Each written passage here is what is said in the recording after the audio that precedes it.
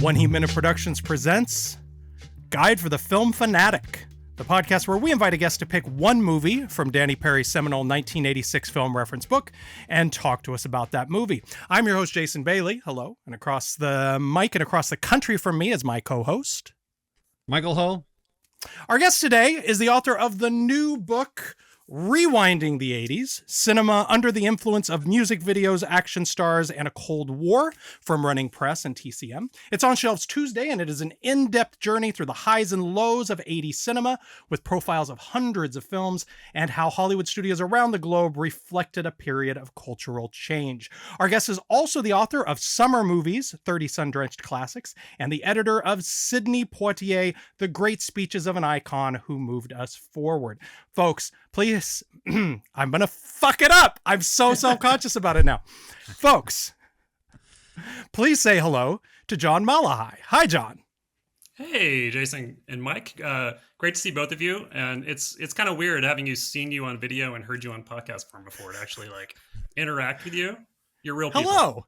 We're real people, or we try to be. Thank you so much for coming on the show. The book is terrific.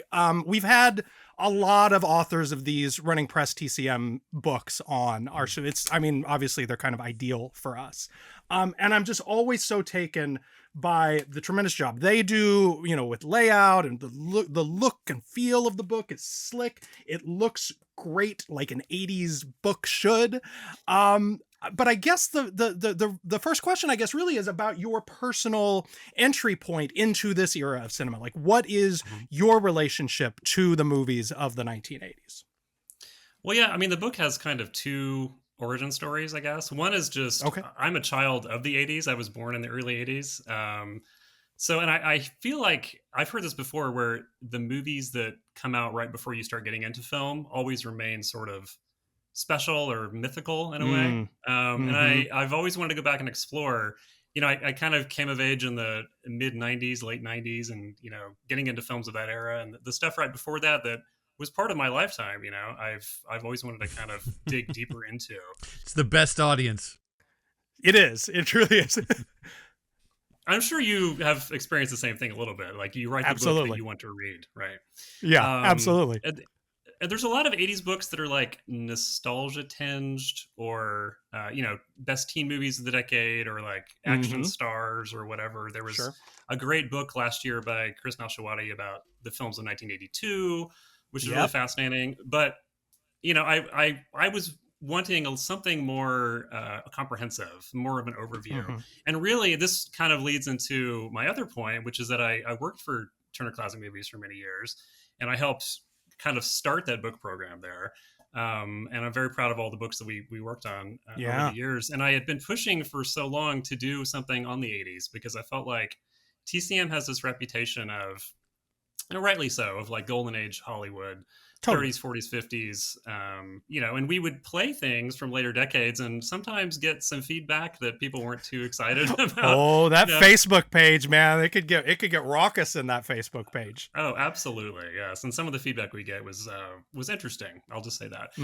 But I was, thinking, especially more recently, that these films are classics. The films from the 80s, films from the 90s too, really, but we should, really stake our claim in this decade and call them what they are, which is classic films. So I had been pushing for this for a while and got, those arguments myself. And eventually I was able to break through. So it was one of those things where I wanted, a certain vision. I had a certain vision for this book. And in other cases, I would have passed it off to another author or something. And this one, I just wanted to claim for myself, because again, it is kind of personal to me, and it's something I was really interested in exploring. Yeah. Yeah. No, I think the thing that's fascinating is we have these ideas in our head of, if it's this old, it's a classic. And so if it was around when I was around, it must not be a classic. But then when you put it into the perspective of like, okay, in the 1980s, nobody flinched at the idea of calling Casablanca a classic. That was a 40-year-old movie. These are 40-year-old movies. Like, Caddyshack can't be as old as Casablanca was when Caddyshack came out. That doesn't make any sense. Um, John, this is a giant subject. You have so many movies to navigate, so many corners to peek into, and you do the job in less than 300 pages. So bravo.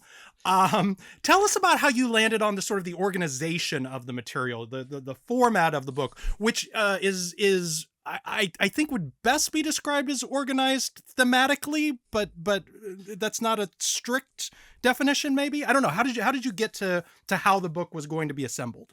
Yeah, well, and I said there weren't many books that look over the whole decade as the subject of their book, and Right. I think I realized why, and it's because Whole it's a lot of them. fool's errand, maybe. I mean, and it really became a question from a methodological perspective that what do I focus on? I only Right. have a certain amount of time. The only reaon this book got written is because I had a deadline at the end of the day, to get it done. So that Right. meant I only had a certain number of months to write it, and I had to figure out do I go back and Mm-hmm. try to find new things, or do I focus on the stuff I've seen before and really love?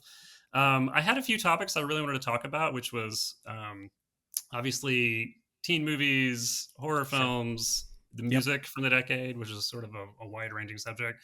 I'm really curious about in taking that 1,000-foot view and covering the whole scope of Hollywood filmmaking and stuff from around the world. I wanted to talk about current events a little bit. So I have a whole Mm-hmm. chapter on the Cold War, which Mm-hmm. also comprises a lot of things like Vietnam and Right.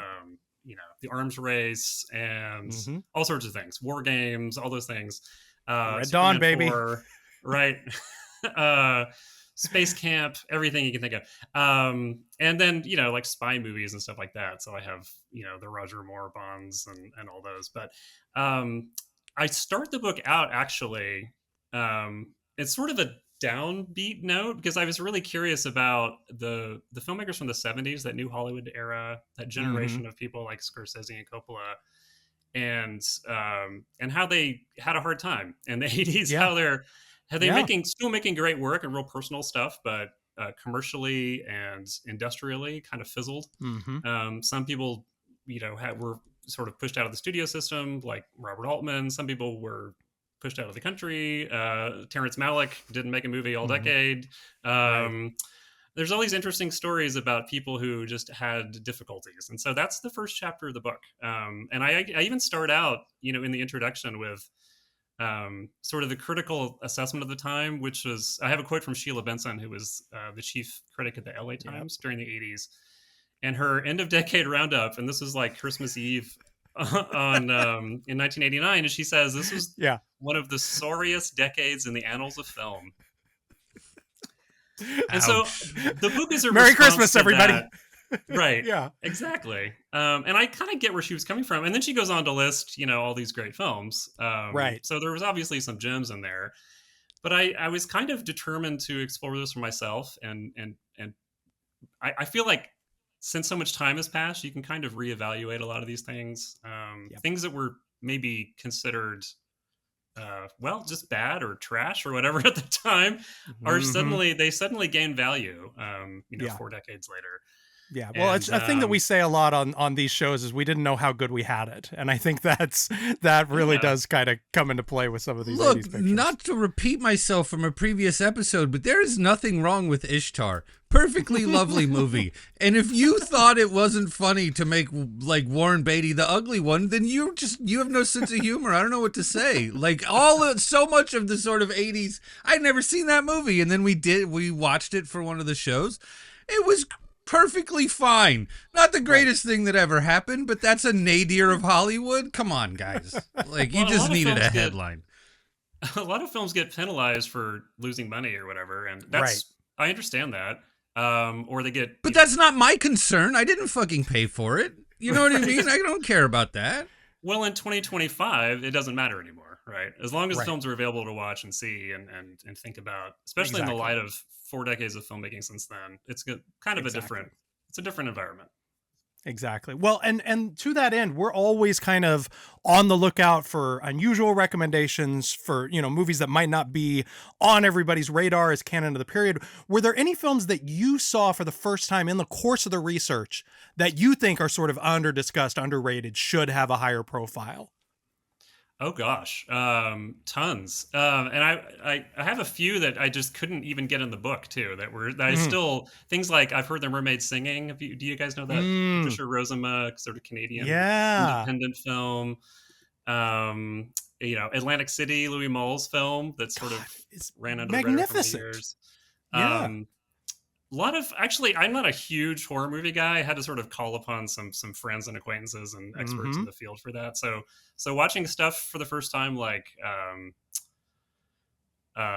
Basket Case and Yeah. Yeah. Alligator and some of these things. I mean, Alligator rules. it was an absolute joy to go through Yeah. these to different, and to do what I could, because again, I only had like 7 or 8 Sure. months to kind of pull this whole thing together. So That's it great. was a scramble, but I saw so many good things that I'd seen before, like Right. Right. I don't know, I could see Amadeus 1,200 times and just be Exactly. Well, what film did you discuss out of that entire era covered in the book to discuss with us today? I picked Risky Business.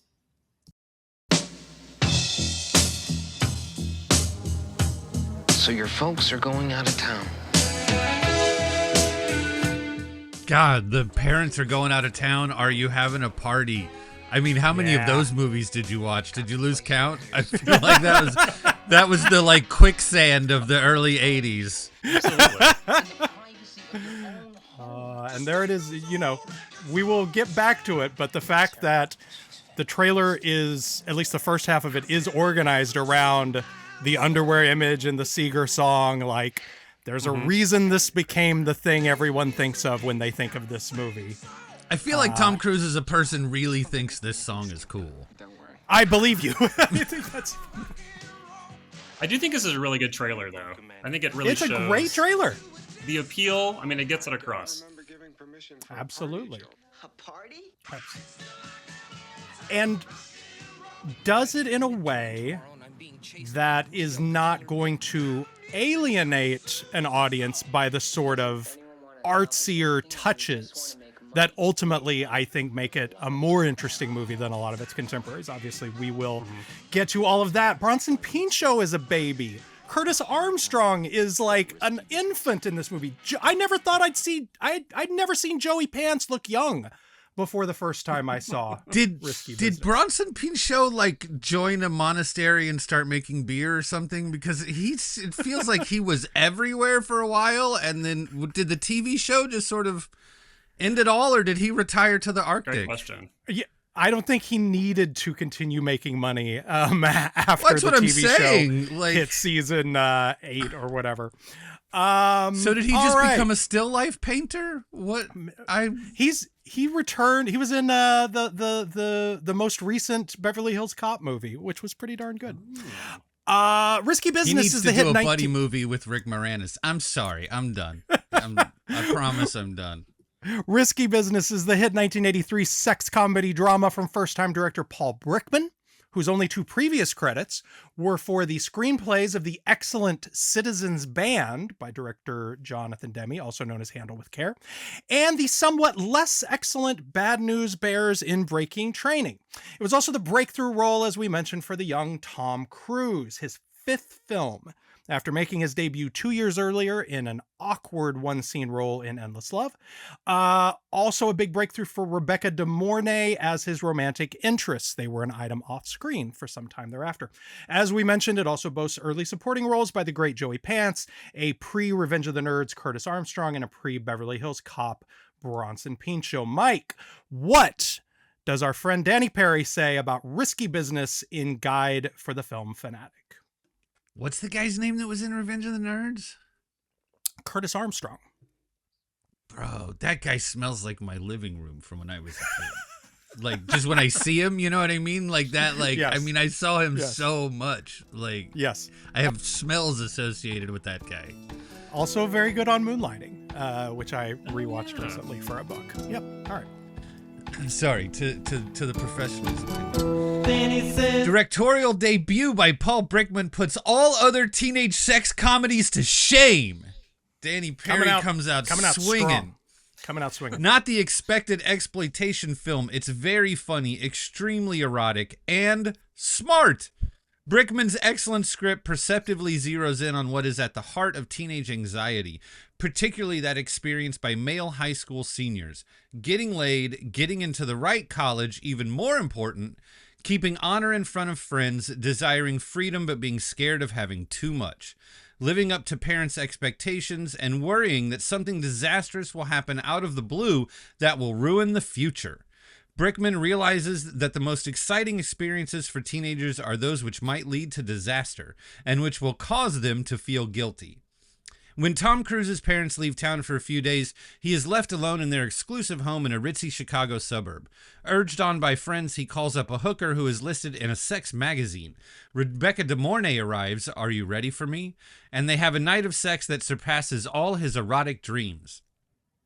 In the morning, she tells him he owes her $300. His troubles begin. He is harassed by De Mornay's pimp, Guido Joe Pantoliano, watches his father's car plummet into Lake Michigan, is forced to turn his house into a brothel for one night, fails exams, and is suspended from school, discovers that Guido has stolen all his parents' furniture. But it's all worth it. He gets De Mornay for a girlfriend, gets into Princeton because of his business acumen, demonstrated to interviewer Richard Masur the night the brothel brought in $8,000, and wins the respect of friends and parents. Film satirizes the free enterprise system. Both Cruise and De Mornay, whose mind works like a calculator, end up temporarily broke, but they have proved they can play the American business game and come out on top. Film contains excellent relationships, including that between Cruise and his parents, sensual sex scenes, De Mornay's first appearance, Cruise and De Mornay on the subway, believable dialogue, recognizable characters. Theme by Tangerine Dream is used to good effect. Produced by Arthur Avnet and Steve Tisch, also with Curtis Armstrong, Bronson Pinchot, Nicholas Pryor father, Janet Carroll mother, Shara Denise, and Raphael Sabarge. So, okay, John, this He's entire... He's right. There we go. He's right. This We're entire done. decade. This has been great. Thanks for coming on. Why this specific movie? Why was this the one out of all of the options that you wanted to discuss with us today? I picked it because to me, it's so 80s. It's emblematic of so many things that were happening in the decade that I was covering across the different chapters. It's a teen movie landmark, obviously. It's that post Porky's era when studios were trying certain things and there were artists who were also trying to try certain things, like Paul Brickman. Mm-hmm. It's part teen comedy, it's part erotic thriller a little bit, so it kind of works in that vein of, I don't know, what you would have later with Fatal Attraction and stuff. Body Heat, something like Blue Velvet, I think, is an interesting comparison to it. It has elements of film noir, which is really fascinating. It's also, like you mentioned, Tangerine Dream. It's a meeting of music and film and the synergy between those two industries. It was made by David Geffen, right, a producer who was getting into. He started his own production company. The soundtrack album obviously is huge, bringing in the electronic score by Tangerine Dream. It has, among other things, product placement that's huge. It became huge in the 80s. Ray-Bans apparently soared after this film. Right. And he later wore them in Top Gun. Yeah, he later wore the aviators in Top Gun, and that was another big thing. But finally, I think, and probably the thing that gets talked about the most with this film is it meets the political moment. It's a satire of Reagan era capitalism, and it's kind of how Paul Brickman described it as how everyone wants to be a little capitalist right now, but how Tom Cruise tried this, Joel, his character, tried this, and he wound up becoming a pimp, and maybe that's the same thing, and making a lot more money than everybody else. I'm sorry, was I not supposed to say that part out loud? Yeah. And it's about how anything can be commodified, essentially, and so yeah. And it's funny because this was a movie that I knew primarily from the dance scene for many years, and hadn't seen all the way through until maybe 5 or 6 years ago. I think, and this was another pandemic era thing where I was kind of catching up with some older stuff, and blown away by how insightful it is and how artful and. Yeah. This is a thing that Jason is really good at. Jason is really good at saying, "Oh, you've only seen the poster? Oh no, wait a minute. The movie is so much better." And literally after we finished the last show, he's like, "Have you watched, he's mentioned it. I was like, oh, I've never seen it before. And he did that thing where he's like, oh, so all you know is about him dancing in his underwear. And I was like, yeah, that's why I've never seen it before. Why the fuck would I watch that movie? At my age, get out of here, whatever. And he was like, oh, no, you're going to love it then. He's very good at that. He's always right when he tells you, like, no, this is deeper than the poster. I mean, it's one of those images of the movies that has become so iconic. Like, you see it if there's a montage about 80s movies, that's in there. I've never seen Gone with the Wind, but I've seen the I don't give a damn line. I mean, we just did that one a couple weeks ago too, and it's the same thing. Like the underwear is in the same montage. Yeah, if you've seen, a montage of the movies, you may well have seen that image. But if that's all you know about the movie, which I think a lot of people it is, then it is surprising to sit down and see something that is this deliberate, that's this insightful, that is this sort of artful and even experimental in places.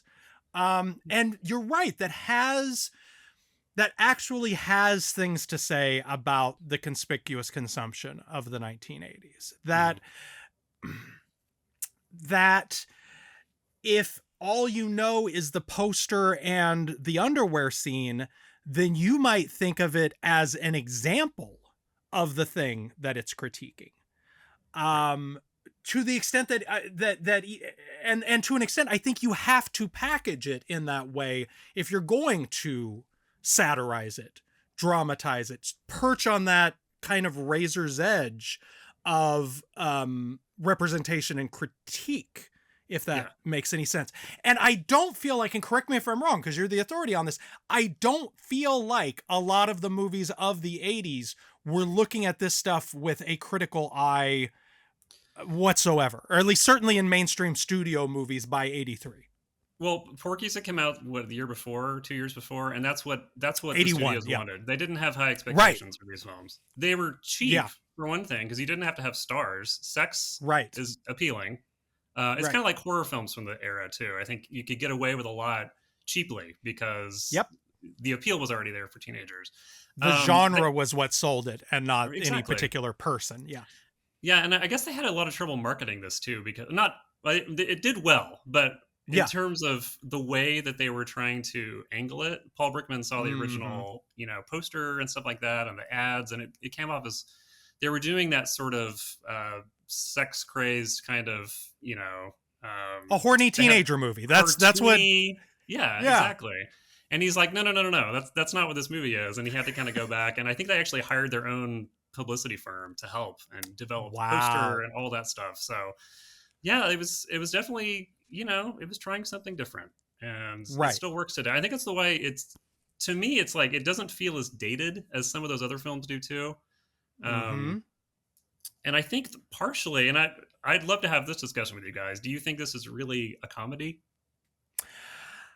It's hard to say. Let me say this. There is a moment of physical comedy that legitimately recalled Buster Keaton to me when I was watching it this time.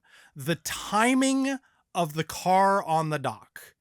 Like, there's a direct line from the train missing the house, the moment of relief, and then the train plows into the house from the other direction in Buster Keaton's 1 Week. Like, that moment, which is one of my favorite in his entire filmography.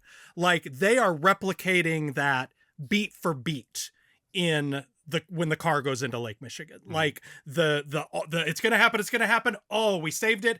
And then that perfect timing of sitting in it before the dock crashes. Like, it's a spectacular moment of screen comedy.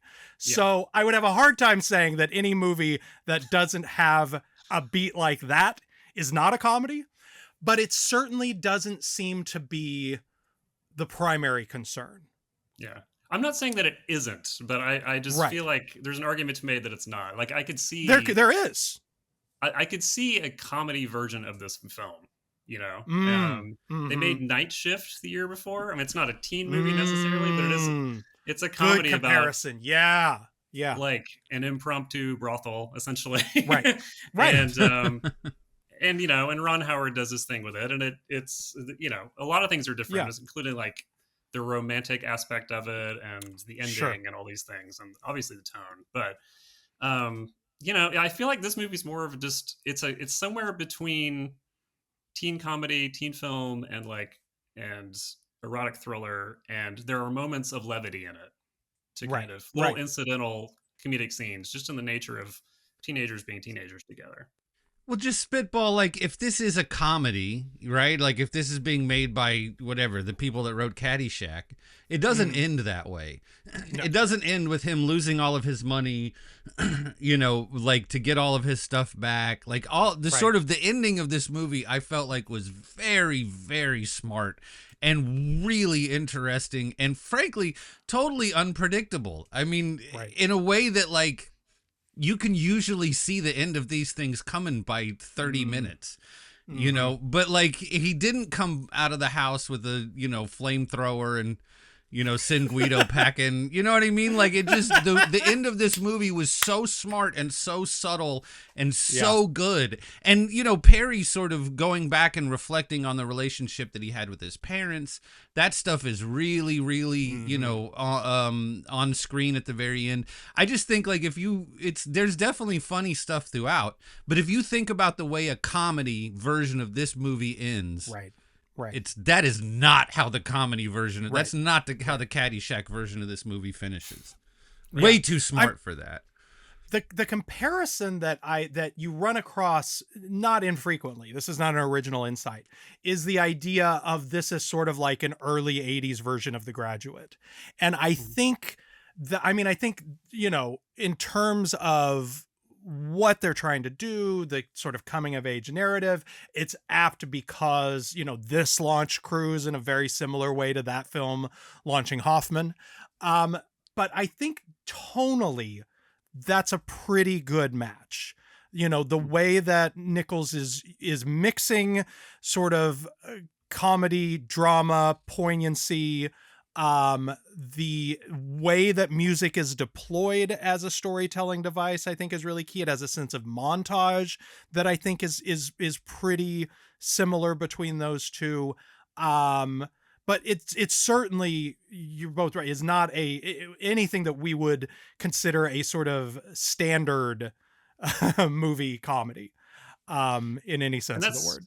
Yeah, that's really good points about The Graduate. And I think you could also, like I said before, I think you can kind of compare it to Blue Velvet a little bit in terms of like, there's a young man learning about the world. He comes home from college, I guess, and he, discovers that adult life and business and all these things have really dark sides.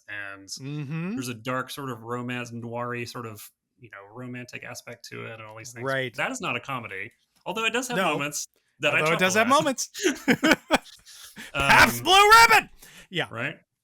Well, it also gets compared to Home Alone a lot. Wow. As like the teenager version, or I guess Home Alone is the kids' version of Risky Business. I could see that. I could see that inspo. Yeah. I mean, there was definitely like a time in the spring of my senior year of high school when my dad went on a business trip and I was alone at home for like 3 days by myself for the first time. And I think there's something weirdly, when I think of this movie, I don't think of the underwear scene. I always think of the scene of him sitting at his dinner table by himself with the TV dinner, pouring himself the glass of whiskey with a splash of Coke. Not a professional drinker's version of that drink at all. A very much a first-timer's version of that drink, bro. Like, calm it down. That whiskey's going to be water by the time you get to the second half of it. Yeah. And I like that the way that the imagery of that scene captures that feeling, and Perry touches on it in that capsule brilliantly, of feeling like an adult for the first time. Like that was how I felt for those 3 days when my dad was out of town. That's how Joel feels for these few days while his parents are out of town. And what do grown-ups do? Well, grown-ups eat a dinner at the table and they have a glass of whiskey. And this is like, I'm being a grown-up. My version of that was, inviting Brian and Ernest over and going to the video store and getting Porky's. Actually, that was the first time I ever saw Porky's, was on that trip. It was, even then, as a high school guy, I was like, this movie sucks. I do think the underwear scene, the dancing scene works because that is something people do. Like if you're home alone. When they're alone, yes. You're running around the house naked. Like, what, it loses its appeal after a little while, but you drink from the cabinet and stuff. And you do all those things because you can. And then it sort of, the appeal wears off. It happens on Home Alone too, actually. So like he realizes he's made his family disappear and then he goes crazy and he eats all the ice cream and all that. It's universal. It is. Mike, what were you going to say? I think we sort of like now it's very hard to not view this movie through the sort of lens of Tom Cruise and everything he sort of did in the following few years, where he's either like a Vietnam vet in the jacket making all the faces unshaven, or he's behind the bar flipping the things, or he's driving. His movies are very easily telegraphed, and they are what they say they are on the poster. Top Gun, stuff like that. Like when he's playing that guy, he doesn't really have problems. I mean, he's got movie problems. You know what I mean? He doesn't really have problems. Yeah. And when he does have problems, he's lost his legs. He's whatever the case may be. Like, he's got real. I mean, these movies are very easily telegraphed. But this movie comes out before he was that guy. Before he had people telegraphing all of his stuff and designing his characters and having, clauses about what he would and wouldn't say. And well, you know what I mean? Like at this point, he is much more sort of being directed, not just by the director of the movie, but by the industry, the studio, whatever version of a studio star was left over. They were giving him all that stuff, but it hadn't landed yet. So now you see him in the underwear, with the glasses on, and you relate it to Cocktail. You relate it to the movies where he doesn't have real problems, and the movies themselves don't have real depth or real, whatever, right? Because like you think about that, it's like Color of Money was kind of the only one that did what this was doing, where it was sliding all this smart shit under the Ray-Bans, and you go into the movie looking for the Ray-Bans, looking for the pool shots, and you end up like, whoa, this is an actual movie. Like he didn't really do that again for, I feel like, quite a while after that. It's hard to remove the onion layers of all of that stuff from our eyes at this point to look at this movie. Yeah, it's a little wild looking back now, as at the age that he was. Well, I think if you look at another film he made that same year, he was also in The Outsiders. He was one of many people in The Outsiders, but he also made a movie called All the Right Moves, where he's like a high school football player. Right. Interestingly, directed by the guy with Michael Chapman, who was the cinematographer on Raging Bull and some other things. I find that fascinating. But the movie's okay, and I think if he had just done that and not done Risky Business, his career would not have taken off. Because something about the brilliance of Paul Brickman's work and his vision for this, and how everything just came together. He could have easily done the other teen film route. He probably would have done okay. He was doing okay already, but he wouldn't be the Tom Cruise we know and love today. I think part of it is that he is, and I write this in the book, actually, that he's not afraid of looking foolish on camera. Too. Right. He'll be embarrassed. He'll have these moments, especially I noticed this last time I watched it the other day, that he just kind of, if he gets embarrassed or in a weird situation, he just sort of freezes too. Yes. But he knows how to play these off really naturally, and it makes him both identifiable and really endearing, I think, as a character. And so when you root for, which is, again, very different from a lot of these other teen films that were coming out. That's true, where they're populated by creeps who were supposed to be excited to see, score. Right. But we're supposed to identify with. in a way. Like this movie's sort of being made by the nerds, or Right. the ones who are sort of getting revenge in their movie now. Yeah. When that happens, we're supposed to sort of identify with them, and there's not a lot that you want to identify with in them. And when you look at the sort of the young entrepreneurs, whatever, what is this group called? It's not the word entrepreneur, it's some other dumb variation, but like those characters were, I mean, you know, obviously sort of Wall Street was the extreme version of it, but I mean, you could write a whole book of, you know, sort of lightweight Gordon Geckos that happened throughout and so like, you know, those guys are always like the jock character, but they're also rich and just like super fucking annoying, blah, blah. He was someone who was going in, who you weren't sort of repulsed by, Right. even though he's going into this, you know, into that same sort of thing. Again, if this was a comedy, he wouldn't he wouldn't be an actually interesting person. He would be a caricature of a sort of 80s stock guy. Right. Republican, like stocks and bonds, not like stock character. Sorry. Right.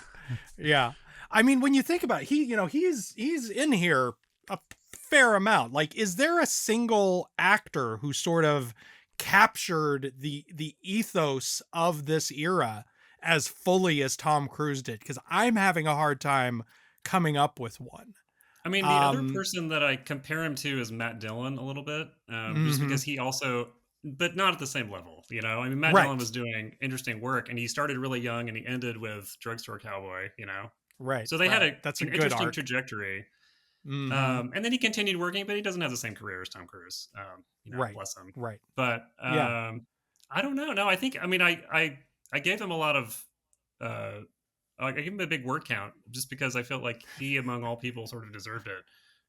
For this decade, it was and like Mike said, really encapsulating this idea of, you know, the talented hotshot who is attractive and likable, and women love him, and he's the best at the thing that he does, whether it is fighter pilot or race car driver or bartender or, you know, pool player or whatever it might happen to be. Like, that really was the sort of idealized notion of the American male of this decade, at risk of getting too sort of highfalutin about it. Like, these were the sort of stories we wanted to be told about ourselves, I guess. Yeah, I mean, it's interesting because it's the same decade as Schwarzenegger and Stallone and those people too, who were a different. That's what I was going to say. Who else are you going to Americana. look at?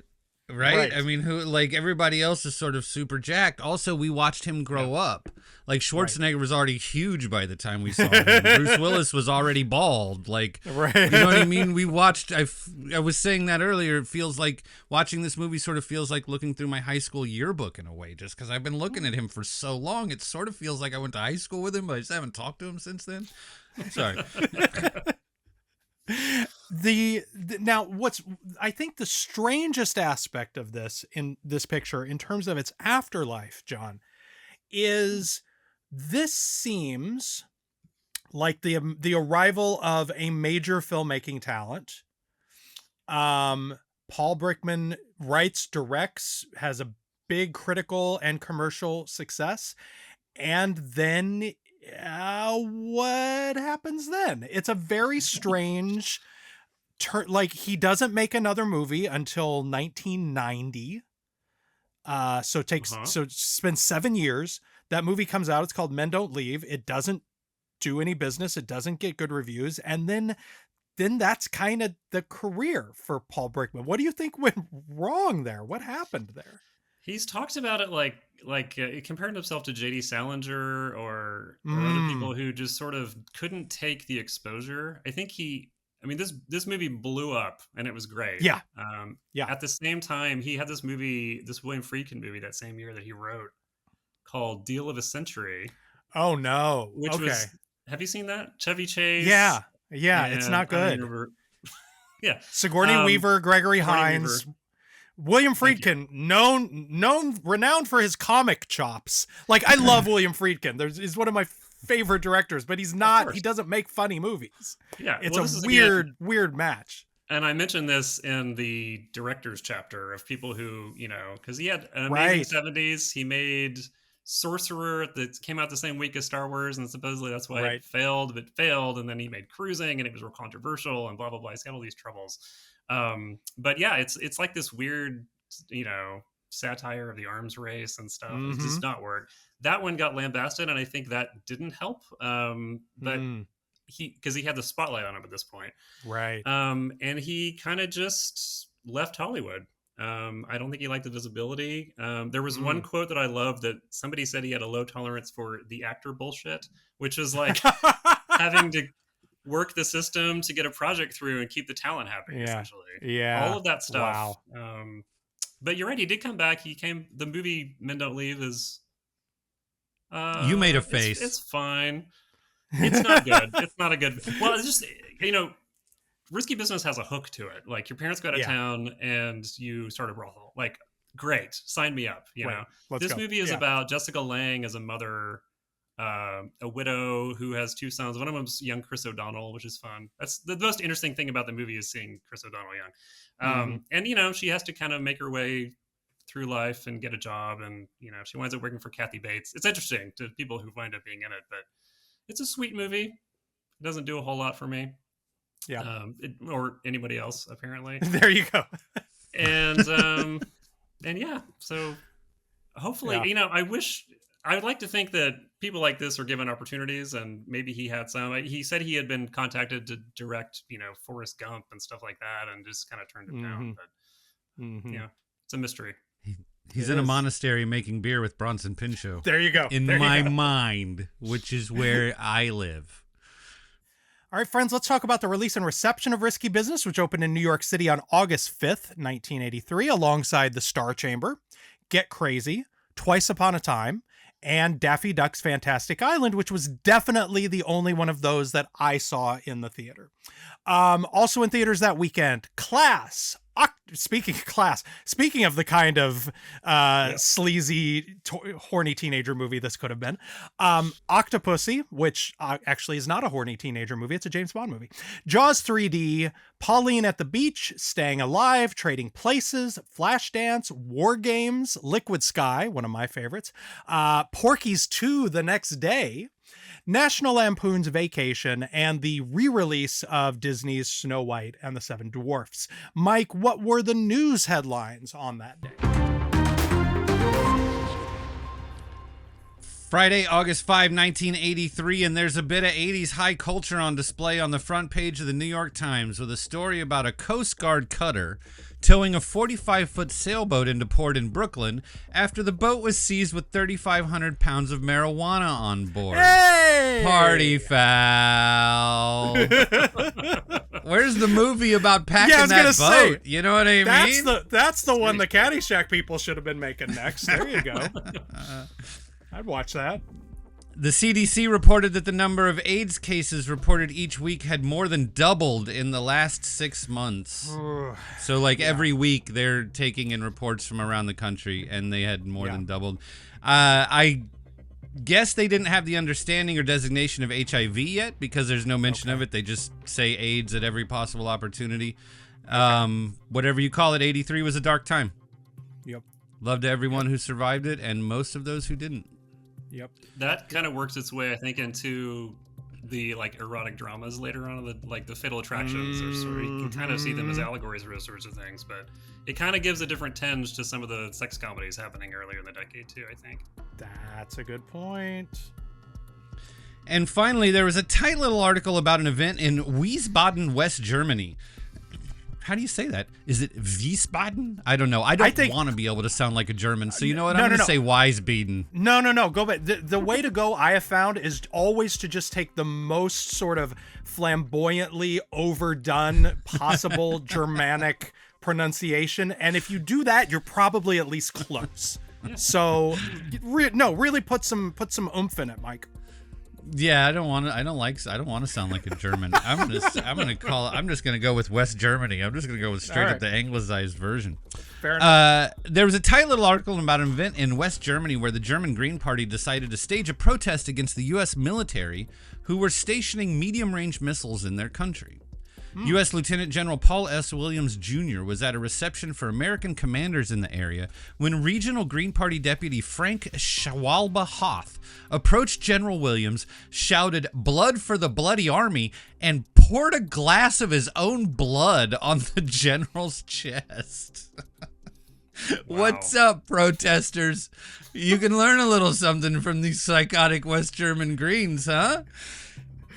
I mean, like, you think, like, I mean, we just did a story about HIV and you just go pouring blood on somebody? Like, that's wild, man. That's a hell of a protest, buddy. You got some red paint on the Mona Lisa? You're going to have to try harder. How long do you have to bleed yourself to get a cup of blood? Anyway. Wow.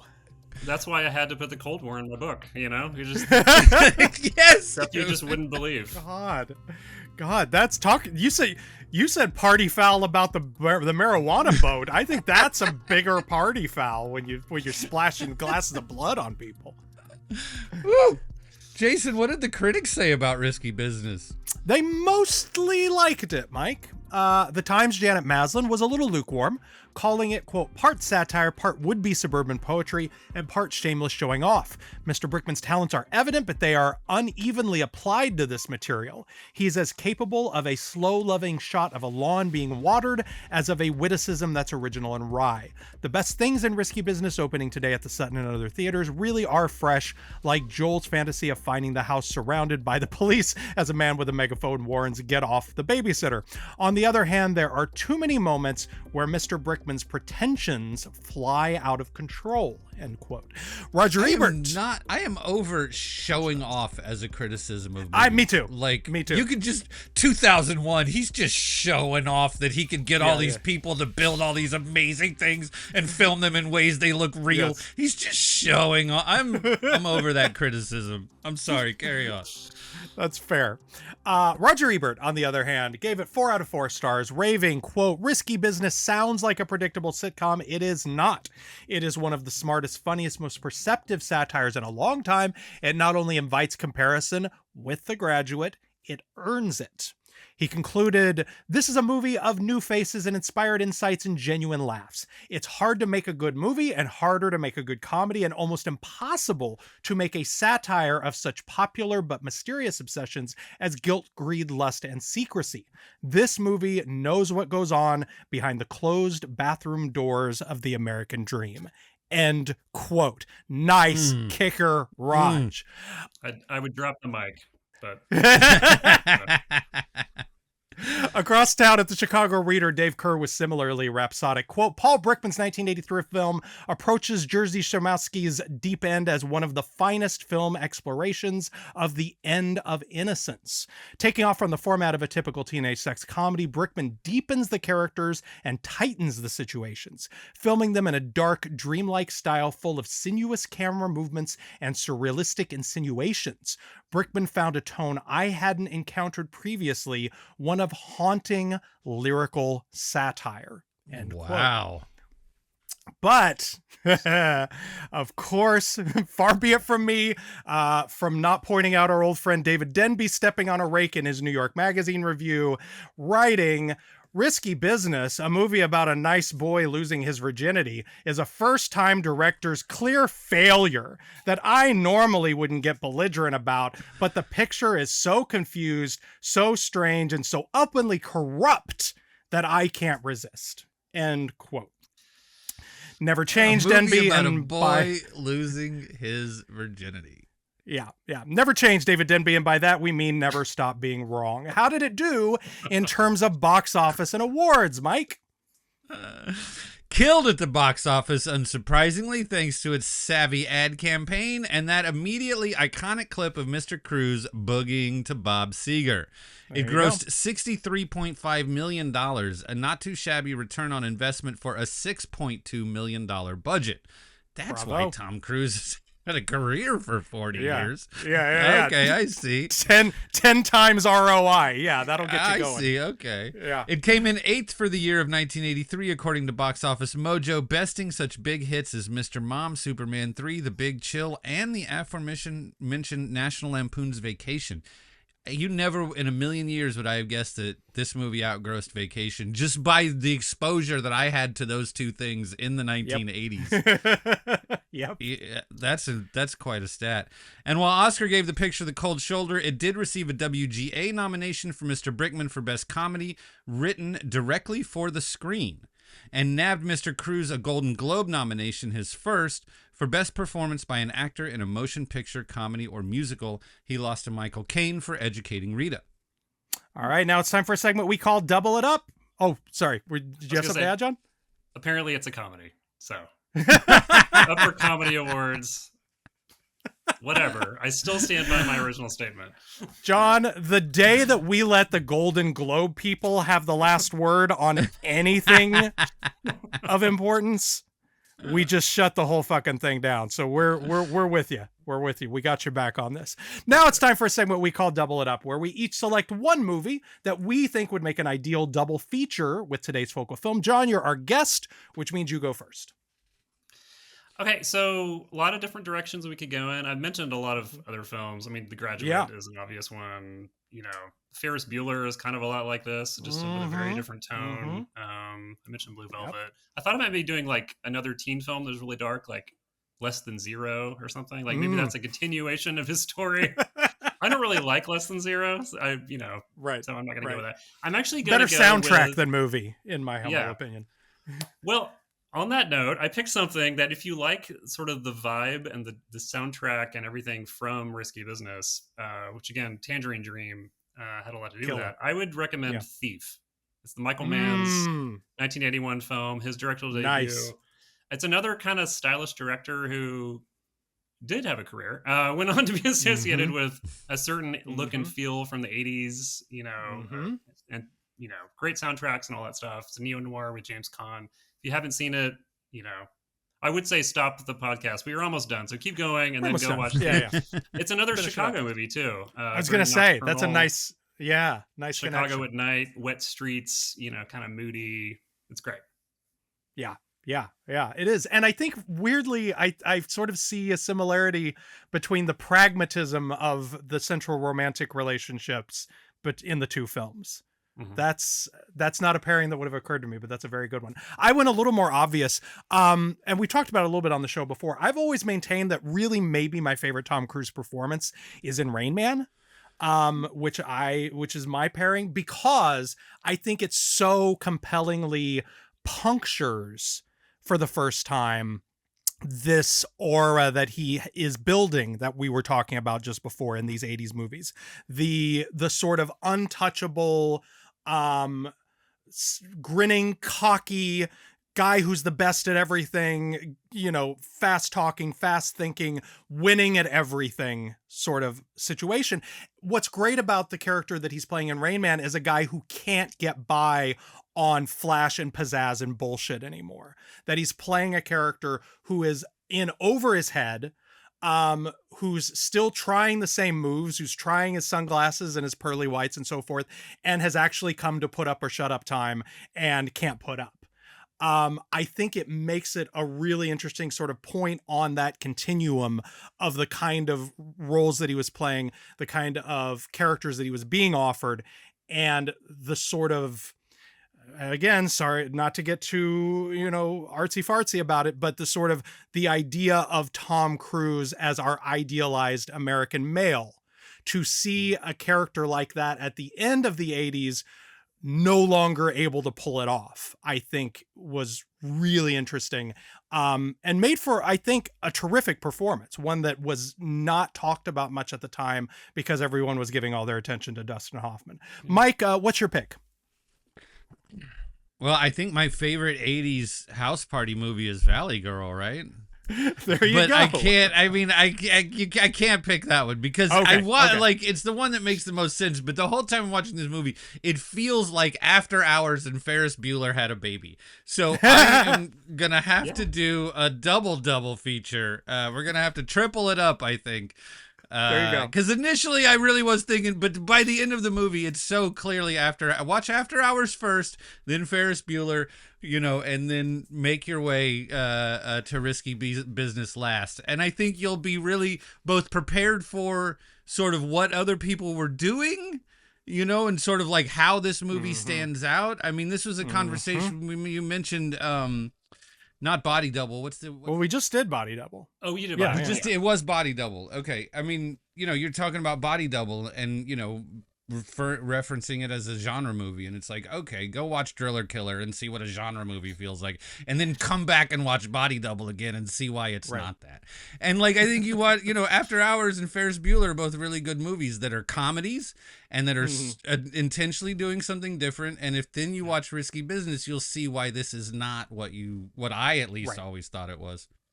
There we go. That's good because After Hours is another about like a kind of a pivotal movie for Scorsese, which is somebody I talk about in depth in the first chapter about and it was sort of very personal for him in terms of his career was at a weird place. He couldn't get his dream project made and he had to work with this, independent studio and blah, blah, blah. And Geffen, right? That's a Geffen picture too, right? It is a Geffen picture. Yes. So yeah. Look at me.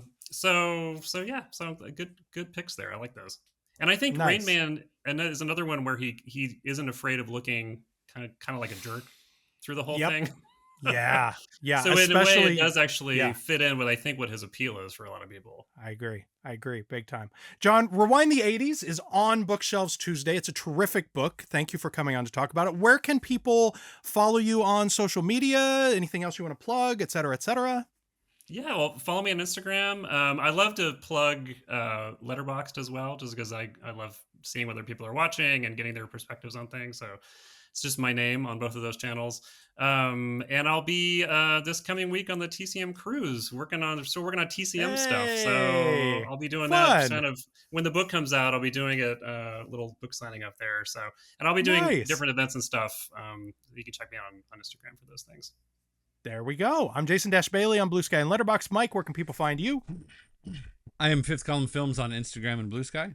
And of course, if you like the show and you think other people might like it too, please, friends, rate, review, subscribe on your podcatcher of choice. If you'd like to join our mailing list and get our weekly show notes and all that fun stuff, you can do that at buttondown.email/filmfanatic. Quick reminder that my book, Gandolfini, Jim, Tony, and the Life of a Legend, is out now wherever hardbacks, ebooks, and audiobooks are sold. And of course, if you're one of those sickos who likes to watch people recording a podcast, hello, find us on YouTube. The channel is Guide for the Film Fanatic. Our humblest thanks to our guiding light, Mr. Danny Perry, author of Guide for the Film Fanatic, and shout out to executive producer Blake Howard. I told Blake I've been a little pressed for time. I wasn't sure if we could keep doing the podcast. Right. And he got very quiet for a moment, and then he said, "Let me give you a little advice so you know. In times of economic uncertainty, never, ever fuck with another man's livelihood." Fair enough. Thank you, John. Thank you, guys. Thank you, Mike. Thank you, Jason. And thank you for listening. On the next Guide for the Film Fanatic, Alexandra Heller-Nicholas joins us to discuss Abel Ferrara's revenge classic Ms. 45. See you then.